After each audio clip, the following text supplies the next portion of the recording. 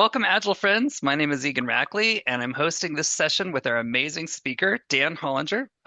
In this session, we're going to talk about something every engineering team dreads, disasters, and more importantly, how to plan for them before they happen. Welcome, Dan.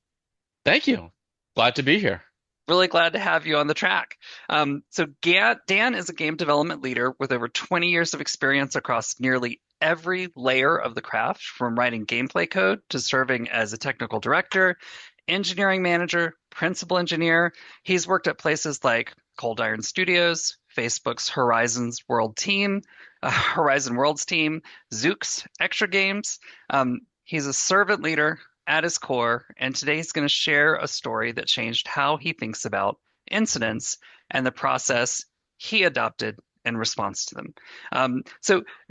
For our audience today, there are other sessions at the Global Agile Summit that touch on resilience, team culture, and engineering leadership. Don't miss those. You can check them out at globalagilesummit.com. But for now, let's focus on Dan. So, Dan, let's start with your story. You were on the Horizon Worlds team at Facebook, a project that went all the way up to the CEO, and something went very wrong. Can you take us back to that moment? What happened? Sure. So this actually was beyond the scope of Horizon Worlds. This was actually the global outage at Facebook. This was back in the early 2020s, and uh, basically, I went to go to work one day, and nothing worked at all. And when I say nothing worked at all, that meant my work communication. It meant Facebook. It meant Instagram. It meant WhatsApp. Literally, the whole company was down. Now, Wow. Facebook already had a process at this point to handle disasters that was geared toward more basic outages. Things like, you know, uh, people can't log into Facebook, or feeds are empty, or WhatsApp isn't making calls. Things like that. This is the first time that it really got, to my knowledge anyway, super stress tested with a complete and total collapse to the point where nothing worked at all. So what did that So moment feel like out of curiosity when you realized that the scope was beyond just your machine, but like the entire org? it was kind of wild.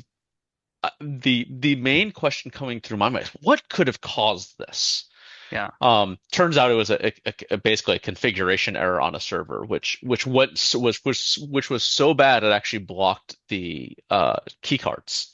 They had to find people with physical keys to get into the building. Um, Oh, it was a real wild thing. I did One of the things that was nice though is that I knew that this process would happen. I knew we'd get some sort of information out of it. We'd get some warning because of this existing disaster response process. Um, they ended up getting people onto like IRC. They then formalized the IRC process so they could have an external communication method in case something like this ever happened again.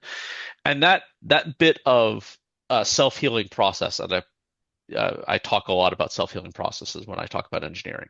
yeah. That to me is one of the big keys for dealing with something like this. It's okay to stumble. We're gonna fall on our faces sometimes.